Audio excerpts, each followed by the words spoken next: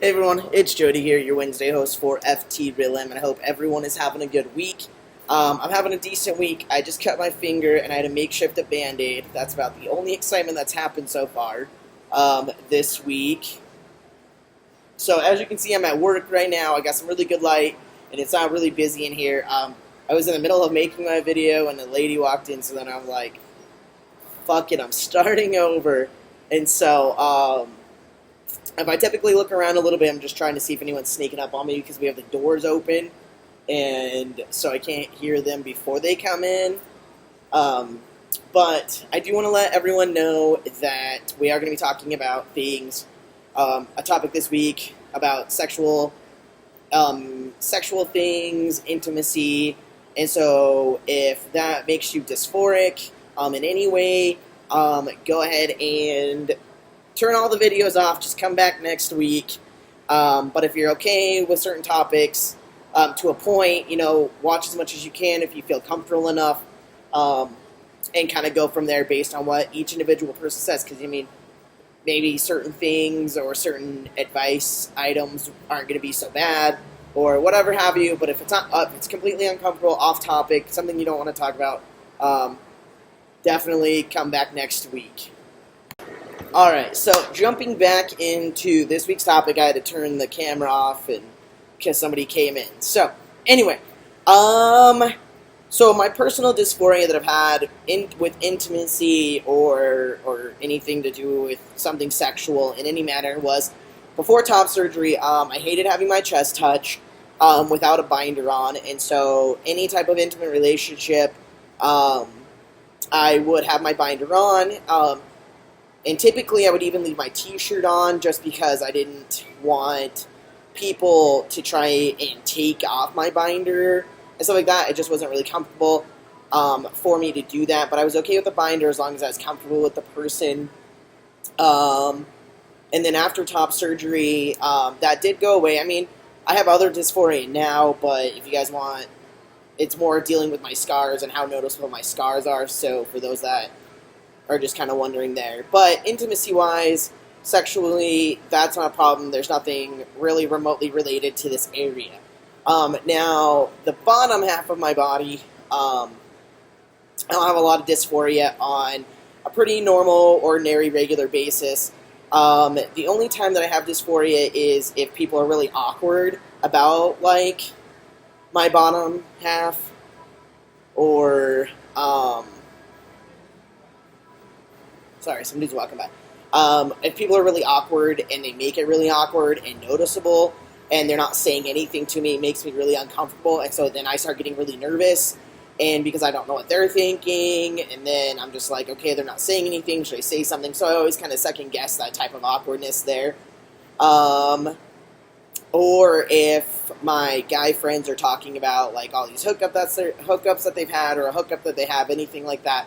That makes me really upset because I can't really do those types of things without having to talk about, me being trans, and I haven't had bottom surgery and stuff like that. So that's typically the times when I do get dysphoric about it. And what else has helped me with my dysphoria for my bottom half is that I've experimented with certain things on my own, such as with masturbating and stuff like that. I have tried all sorts of different things to figure out what I like, what I don't like. So I know I'm going to get kind of vulgar here, so bear with me. I'm sorry, but otherwise it's just not going to make any dang sense. So, with masturbating, I tried, some penetration, and then, while having a hookup with somebody that was okay with hooking up with somebody trans, I was like, okay, maybe it's just really awkward because I was doing it. And then I tried it a little bit with somebody else, and I was like, nope, not happening, not into it. And it could have been I was just not really into the person, it was just a hookup. So it was kind of experimentation kind of session for myself more personally. It was I'm trying to explore myself and what I'm interested in, and they were really comfortable with helping me out with that. And so that could have been a part of it.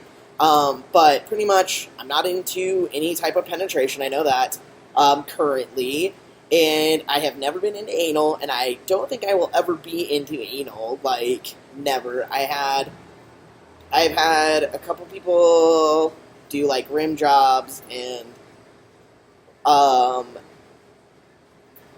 like touch it with their finger, and it was like not uncomfortable. I was not okay with the situation. So, and I now am able to have that conversation with any of my partners. I'm like, I don't like this. I don't like this.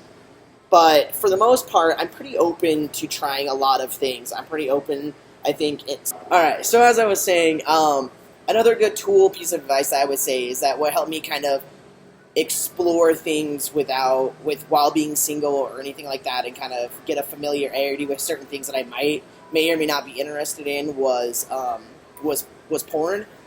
There's so many different types of porn out there that can be really helpful in educating yourself, and then that way, once you kind of are interested in it, you see how things are supposed to work out, you can then communicate that with your partner or partners at that time. And so communication, exploring your own body, and expressing those feelings when you're like feeling uncertain or you're feeling dysphoric in any way, and communicating those with your partner or your partners can be really helpful. And then that way it'll allow them to be more open with you on that extra level. And if they're not, do express to them that, you need them to be open with you, just like you're trying to be open with them as much as possible, because sometimes those conversations are really hard, and so it's like a work in progress. You got to work through them.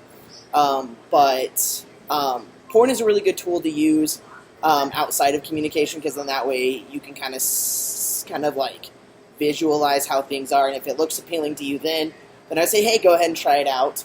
And then if it doesn't look appealing, then don't try it out. So yeah, don't get all frustrated and upset with your partner or partners because like they might be doing something that you don't like, or they do something and they're not aware of it. So just make sure to stay as calm as possible, and if certain feelings start arising, definitely communicate those right away. Don't wait till after the fact, because then you're going to be way more unhappy than if you had just stopped what was going on and been like, hey, I'm not comfortable with this. Now we can continue on with doing whatever, or we're going to take a break because I need to take a break for whatever reason. So, yeah, I think I'm going to cut the video off short, or cut it off right here. And then if anyone has any questions or anything like that, go ahead and post them below. And if you're not comfortable with that, I will go ahead and put in my email address in the comments section, description section, not comments, description section. And that way you guys can get a hold of me with any further questions you may have. And if it's more personal, on something more intimate with me, I'm more than welcome to share certain things I'm interested in doing, or things that I have done that are more involved in what I've talked about here, such as like more like S&M and BD kind of stuff I'm into. So if you want more information on how that all goes, go ahead and let me know, because I'm definitely not going to go on detail here. All right, see you guys next week. Peace.